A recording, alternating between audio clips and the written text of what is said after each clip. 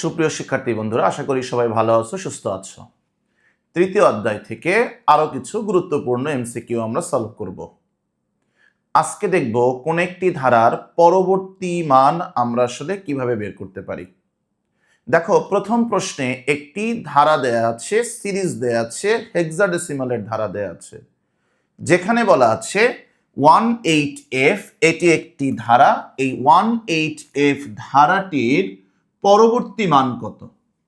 অর্থাৎ এটা একটা সিরিজ, যেই সিরিজের প্রথম পদের মান দেয়া আছে 1, দ্বিতীয় পদ 8 এবং তৃতীয় পদ f। তোমার কাছে জানতে চেয়েছে এই ধারাটির চতুর্থ পদের মান কত। তাহলে এটা কিভাবে সমাধান করা যেতে পারে? খেয়াল করে দেখো, এখানে আমরা এই 1 নম্বর প্রশ্নটি সমাধান করার স্বার্থে সাধারণ অন্তর বের করতে পারি বিয়োগফল করে। অর্থাৎ আমরা এখানে সাধারণ অন্তর করতে পারি যে দ্বিতীয় পদ থেকে প্রথম পদকে মাইনাস করলে সাধারণ অন্তর পাওয়া যায়, তাই না? দ্বিতীয় পদ মাইনাস প্রথম পদ, সেখানে দ্বিতীয় পদের মান আছে 8 মাইনাস প্রথম পদের মান হচ্ছে 1। 8 থেকে 1 মাইনাস করলে 7। পরবর্তীতে দেখো, আবারও যদি আমরা সাধারণ অন্তর বের করি, অর্থাৎ তৃতীয় পদ থেকে দ্বিতীয় পদকে মাইনাস করি, যেখানে তৃতীয় পদের মান হচ্ছে f মাইনাস দ্বিতীয় পদের মান হচ্ছে 8, f মাইনাস 8। এখন দেখো f মানে কত? f মানে 15। সেই 15 থেকে তুমি যদি 8 মাইনাস করো, রেজাল্ট কত আসবে? 7। তার মানে এখানে বুঝতে পারলাম যে প্রত্যেকটা পদের যে ডিফারেন্স বা সাধারণ অন্তর সেটা হচ্ছে 7 করে। তাহলে আমরা যদি এখানে পরবর্তী পদের মান বা চতুর্থ পদের মান বের করতে চাই, তাহলে আমরা কি করতে পারি? দেখো, এই তৃতীয় পদের সাথে অর্থাৎ f এর সাথে যদি 7 যোগ করি, তাহলে আমরা পরবর্তী পদের মান অথবা চতুর্থ পদের মান পাবো। পরবর্তী মান, ধারাটির পরবর্তী মান পাবো অথবা চতুর্থ পদের মান পাবো তৃতীয় পদের সাথে, অর্থাৎ f এর সাথে কত যোগ করব? সাধারণ অন্তর 7 যোগ করব। সো f এর সাথে 7 যোগ করব, হেক্সাডেসিমাল পদ্ধতিতে যোগ হবে, যেখানে f মানে হচ্ছে 15, 7 মানে 7, কাজেই 15 এবং 7 যোগ করলে যোগফল হয় 22। তাহলে কি আমাদের এই ধারাটির পরবর্তী পদের মান 22 এরকম? না। কি সেটা? এই যে তুমি f কে 15 লিখছো এবং তার সাথে 7 যোগ করেছো, যোগফল আসছে 22। এই 22 থেকে হেক্সাডেসিমালের ভিত্তি 16 মাইনাস করবে। তাহলে 22 থেকে 16 মাইনাস করলে বিয়োগফল কত? 6। অর্থাৎ তুমি এখানে 6 লিখবে। আর যেহেতু এখান থেকে 16 মাইনাস করা হয়েছে একবার, এ কারণে ক্যারি 1, এবং ক্যারি 1টা তুমি বাম পাশে লিখবে। অর্থাৎ এখানে চতুর্থ পদের মান বা পরবর্তী পদের মান হচ্ছে 16। সো খেয়াল করে দেখো, অপশনে আসলে 16 আছে নাকি নাই? আছে। খ নাম্বারটা হলো আমাদের কারেক্ট আনসার। 18F ধারাটির পরবর্তী পদের মান 16। তবে এই অঙ্কটা আরেকটু সংক্ষেপে শর্টকাটে করা যেতে পারে। সেটা কি দেখো, আচ্ছা আমরা কি এটা বলতে পারি যে হেক্সাডেসিমাল সংখ্যা পদ্ধতিতে কি থাকে? দেখো, হেক্সাডেসিমাল সংখ্যা পদ্ধতিতে 0 থাকে, 1 2 3 4 5 6 7 8 9, a b c d e এবং সর্বশেষ f। টোটাল 16টি অঙ্ক থাকে, 0 থেকে শুরু করে f পর্যন্ত।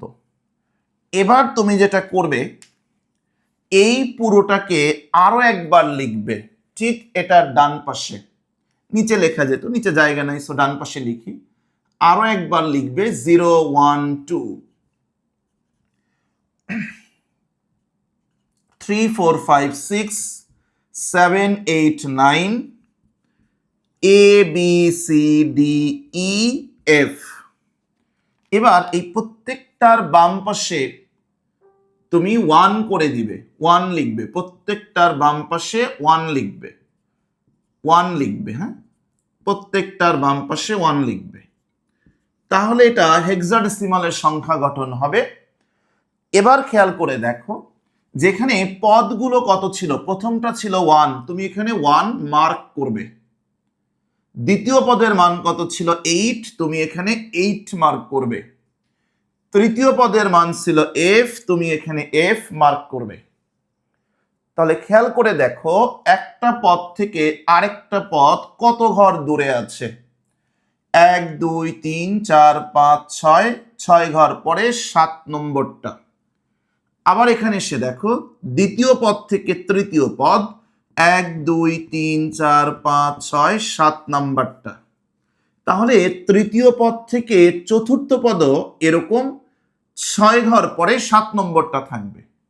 তাহলে দেখো 1 2 3 4 5 6 7 নাম্বারটা, অর্থাৎ 7 নাম্বার পজিশনে কে আছে, 16 আছে। কাজেই চতুর্থ পদের মান হচ্ছে 16। তাই 18f ধারাটির পরবর্তী পদের মান হবে 16। বুঝতে পেরেছ কেন 22 নয়, ধরতে পেরেছ? ওকে। এবার এই প্রশ্নটাতেই যদি তোমাকে বলা হতো যে পরবর্তী পঞ্চম পদের মান কত, বা চতুর্থ পদের মান না বলে পঞ্চম পদের মান কত, পঞ্চম পদের মান যদি তোমার কাছে জানতে চাইতো, তাহলে তুমি এখানে আবারও সেম জিনিসটাই করতে, অর্থাৎ 6 ঘর পরে 7 নাম্বারটা, 1 2 3 4 5 6 7 নাম্বারটা কি 1D, অর্থাৎ পঞ্চম পদের মান হচ্ছে 1D। তাহলে এই সিরিজটা কেমন? এই সিরিজটা হচ্ছে প্রথমে 18f, তারপরে 16, তারপরে 1D, এভাবে সিরিজের মান সামনে কি হবে, অগ্রসর হবে। তো তুমি এভাবে সংক্ষেপেও পরবর্তী পদের মান বের করতে পারবে। আবার আমি যেভাবে তোমাকে যোগ বিয়োগ করে দেখিয়েছি সেভাবেও পরবর্তী পদের মান বের করা যাবে। এবার তাহলে বলো তো, 2 নম্বর যে প্রশ্নটি আছে সেখানে পরবর্তী পদের মান আমরা কিভাবে বের করতে পারি? আমরা এই চার্ট দেখে সংক্ষেপে চলো বের করি। পরবর্তী পদের মান কত হবে বের করি, এখান থেকে বের করতে পারবো। সো আমরা এখানে যেই পদগুলো দেয়া আছে সেগুলোকে মার্ক করি। প্রথমটা দেয়া আছে 5, দ্বিতীয়টা দেয়া আছে 8, তৃতীয়টা দেয়া আছে 15।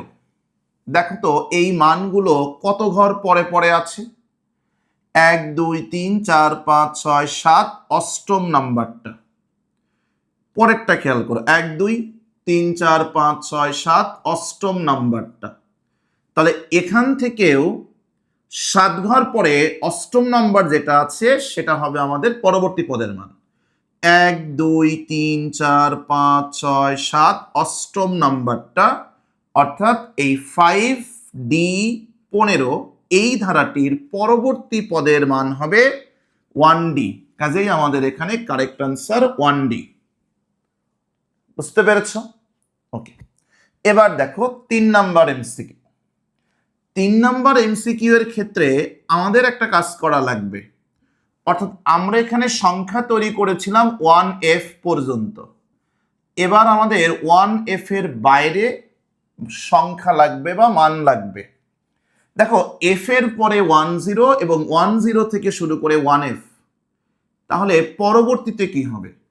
পরবর্তীতে 1f এর পরে আসবে 20, 21, 22, এভাবে 23, এভাবে বাড়তে থাকবে। তারপরে 24, 25, 26, 27, 28, 29, 2a, 2b, 2c, 2d, 2e, 2f, এভাবে বাড়তে থাকবে। তাহলে এখানে যে পদগুলো দেয়া আছে সেগুলোকে তুমি মার্ক করো বা সিলেক্ট করো। যেমন এখানে দেয়া আছে হচ্ছে 6, তারপরে দেয়া আছে f, তারপরে দেয়া আছে 18। দেখো তো এই প্রথম পদ থেকে দ্বিতীয় পদ কতগুলো ঘর পরে আছে, 1 2 3 4 5 6 7 8, 8টা ঘর পরে অষ্টম নাম্বারটা, সরি নবম নাম্বারটা। আবার এখানে দেখো 1 2 3 4 5 6 7 8, 8 ঘর পরে নবম নাম্বারটা। তাহলে এখানে দেখো 1 2 3 4 5 6 7 8, এই নবম নাম্বারটা হচ্ছে 2 1 2 1। আবার দেখো 1 2 3 4 5 6 7 8, এই 8 ঘর পরে নবম নাম্বারটা হচ্ছে 2 1, কাজেই আমরা বলতে পারি 6F18 ধারাটির পরবর্তী পদের মান হচ্ছে 2 1, কাজেই আমাদের এখানে কারেক্ট আনসার হচ্ছে 2 1। তুমি এভাবেও পরবর্তী পদের মান বের করতে পারো, আবার তুমি ওই যে যোগ এবং বিয়োগ পদ্ধতি ব্যবহার করেও পরবর্তী পদের মান বের করতে পারো। তো যে কোনো ধারার যদি পরবর্তী পদের মান বের করতে বলে আমরা এভাবে পরবর্তী পদের মান বের করতে পারবো। সুপ্রিয় শিক্ষার্থী বন্ধুরা, আজকে এ পর্যন্তই। পরবর্তী কোনো ক্লাসে তোমাদের সাথে দেখা হবে, সেই পর্যন্ত ভালো থেকো, সুস্থ থেকো। আল্লাহ হাফেজ।